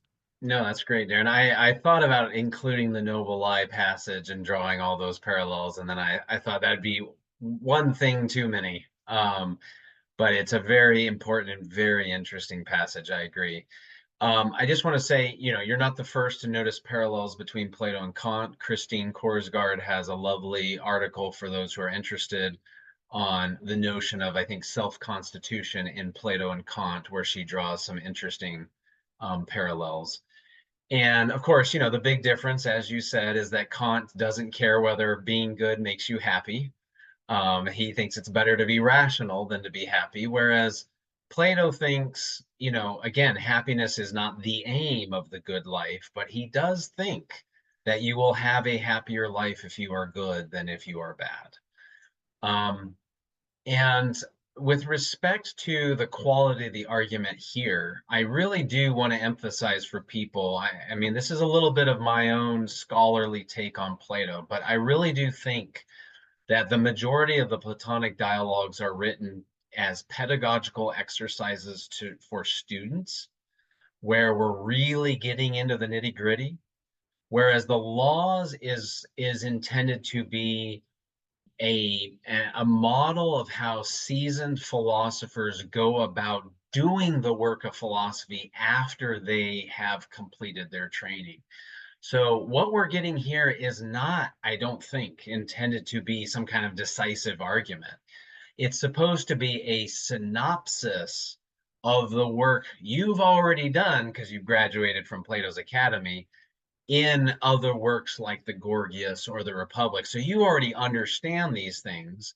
And what we're teasing out here are what are the crucial premises that a legislator has to have in their toolkit to go about formulating the laws that are going to come in later books.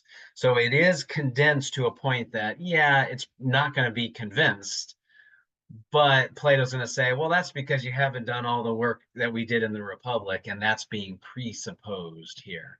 Darren, really quick comment? Yes, very, very quick comment, just in response to what you brought up about Kant. So it's not that so much Kant doesn't care about happiness. We should be concerned with the happiness of others. And also indirectly, we should be concerned with happiness of ourselves. But regarding this issue to do with being a good or just person, Kant, or morally good and just person, Kant doesn't think that will make us happy in this life, but he thinks as a pragmatic supposition, it will make us happy in an afterlife. But the afterlife, he says, is a pragmatic idea, but not a theoretical one. So it's based on an ethical idea that there is something that's, that is ethical, and there is something called justice. But as an extension, we can think that we will, if we do this, we will be happy in an afterlife as a pragmatic idea. And so this is another final quick point, which is that I just thought of this, because if for Kant, the afterlife is only a pragmatic but not a theoretical presupposition, this actually is kind of like Plato's noble lie, if he finally sort of falls back on it, because he says that that being just will make us happy if we can believe this in a practical, but it's sort of a view that comes from our practical interest in the moral law. But although it's very hard to establish theoretically, as we've seen, what he just argued and in many other dialogues, but the noble idea also actually comes pretty close to what Kant thinks. It's just that they identify where what the pragmatic supposition is differently. Yeah, I agree. Thanks for that, Darren. I appreciate that. Let me ask James and the group. We are at time. Do people want me to just wrap us up by reading the remaining passages for this section? Or James, do you want us to just close out? I think if you could read the remaining passage, and I think if we could just kind of close it off there, we've covered actually so much during this, and it's a really dense section. So, but I think it would be good to do that reading, and then I think we just wrap it up, and then we go to book 3 in the next meeting, and we can pick up on these themes will continue into book 3. Yes, all of these themes recur across several books of the law. So what I'm going to do here, there's 2 more sections for this theme.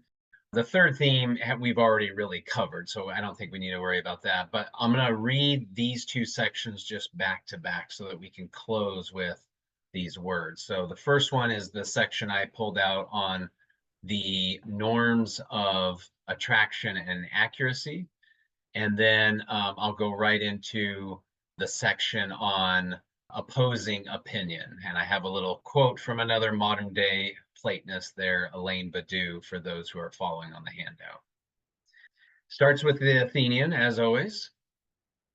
The most important point about everything that has some inherent attractive quality must be either this very quality, or some kind of correctness, or thirdly, its usefulness. For instance, I maintain that eating and drinking and taking nourishment in general are accompanied by the particular attractive quality that we might call pleasure. As for their usefulness and correctness, we invariably speak of the wholesomeness of the food we serve, and in their case, the most correct thing in them is precisely this: white. An element of attractiveness, the pleasure we feel, goes with the process of learning too. But what gives rise to its correctness and usefulness, its excellence and nobility, is its accuracy. Exactly, Cleinias says. What about the arts of imitation, whose function is to produce likenesses? When they succeed in doing this, it would be quite proper to say that pleasure, if any, that arises out of and accompanies that success constitutes the attractive quality of these arts. Yes, Cleinias says. Generally speaking, I suppose, the correctness in such cases would depend not so much on the pleasure given as on the accurate representation of the size and qualities of the original. Well put, Cleinias says. So pleasure would be the proper criterion in one case only. A work of art may be produced with nothing to offer by way of usefulness or truth or accuracy of representation, or harm, of course. It may be produced solely for the sake of this element that normally accompanies the others, the attractive one.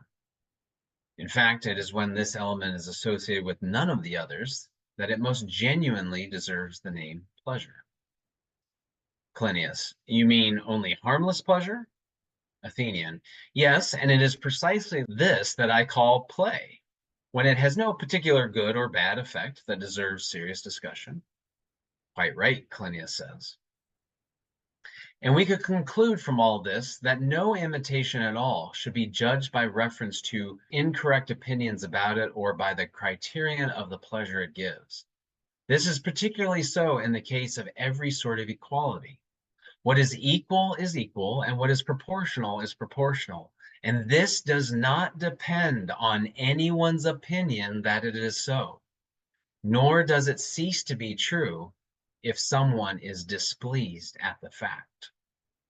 Accuracy, and nothing else whatever, is the only permissible criterion. Yes, Cleinias says, that is emphatically true. So do we hold that all music is a matter of representation and imitation? Of course, Cleinias says. Athenian, so when someone says that music is judged by the criterion of pleasure, we should reject his argument out of hand and absolutely refuse to go in for such music, if any were ever produced, as a serious genre. The music we ought to cultivate is the kind that bears a resemblance to its model, beauty.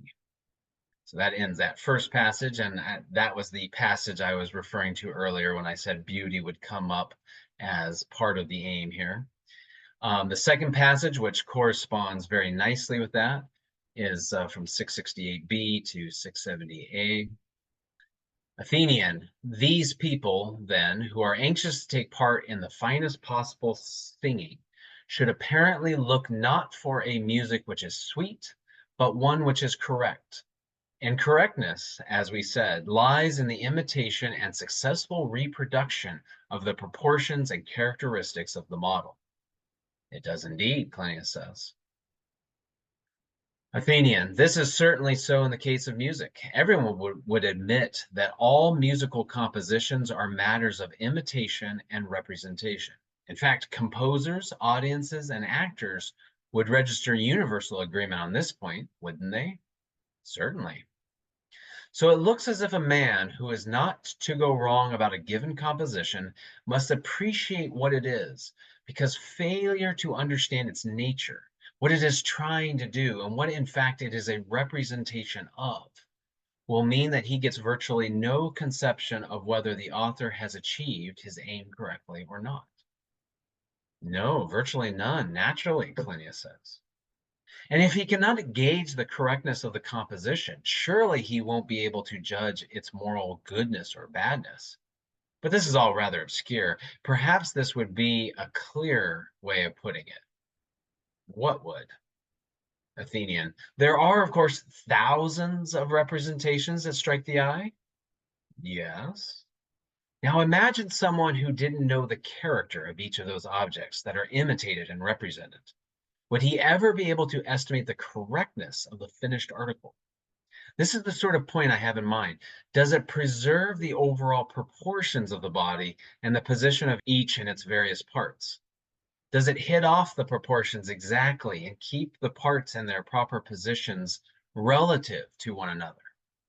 And what of their colors and contours? Have all these features been reproduced haphazardly? By the way, that word haphazardly, that's my own translation. I didn't much care for the translator's version there, so I interpose my own choice. Do you think that if a man did not know the character of the creature represented, he would ever be able to assess these points?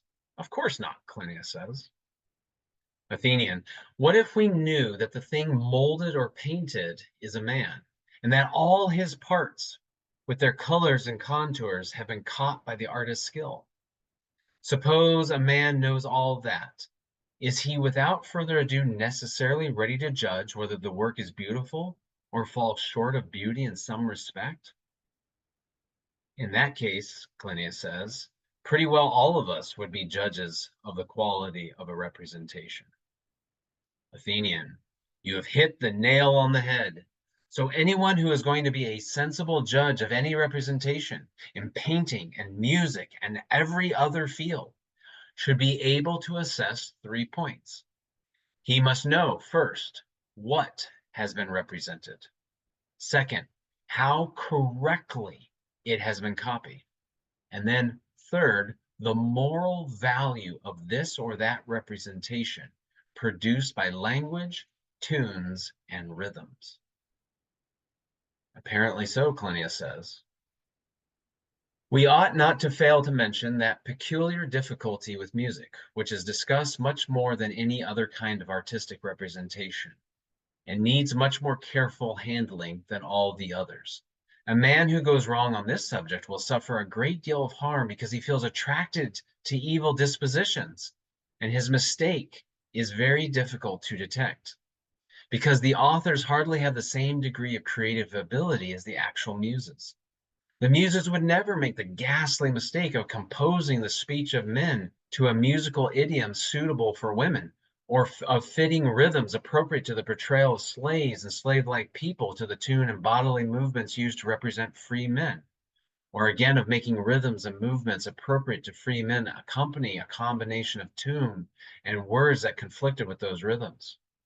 Nor would they ever mix up together into one production the din of wild animals and men and musical instruments and all kinds of other noises and still claim to be representing a unified theme. But human authors, in their silly way, jumble all these things together into complicated combinations. In Orpheus's words, anyone whose delight in life is in its springtime will find them a rich source of amusement. And in the midst of all this confusion, he will find that the authors also divorce rhythm and movement from the tune by putting unaccompanied words into meter, and rob tune and rhythm of words by using stringed instruments and pipes on their own without singers. When this is done, it is extraordinarily difficult to know what the rhythm and harmony without speech are supposed to signify, and what worthwhile object they imitate and represent. The conclusion is inevitable. Such practices appeal to the taste of the village idiot. And as I noted in my footnote, or John Stuart Mill's satisfied pig, it is this fondness for speed and dexterity, as in reproducing the noises of wild animals, which prompts the use of pipes and lyre otherwise than as an accompaniment to dancing and singing. Using either instrument on its own is in fact sheer showmanship that has nothing to do with art. And that concludes our reading of Book 2 of Plato's Laws. I'll turn it over to you, James. Well, thanks so much, Michael. And thanks everybody for participating in this really interesting discussion. And as I said, we will have an opportunity to continue these thoughts into Book 3, where we'll see, as I said earlier, the themes of time and memory, the themes of pleasure and pain will continue, proportionality, and I think we will see maybe some of the issues that they talk about in Book 3. We might see some parallels to issues in today's modern society. So really looking forward to Book 3. We're going to do that session in 3 weeks. So we've had a 3-week delay for this session, and we'll have another 3-week delay for the next. And that's just to get over the Easter holiday. And then we'll resume our normal every 2-week schedule from that point on. So looking forward to seeing everybody in 3 weeks, and hopefully everybody can come back and discuss Book 3. And I just wanted to invite, before I close the recording, just to invite anybody who wants to stay online for a casual short discussion in Plato's Cafe on this or any other philosophical theme. You're more than welcome to do so. And otherwise, I look forward to seeing everybody in 3 weeks. Thank you.